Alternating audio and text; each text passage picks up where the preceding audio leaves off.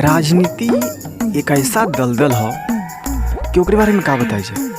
तो उ सब चीज़ के बयां करे वाली एक गायिका हैं जेकर नाम नेहा सिंह राठौर।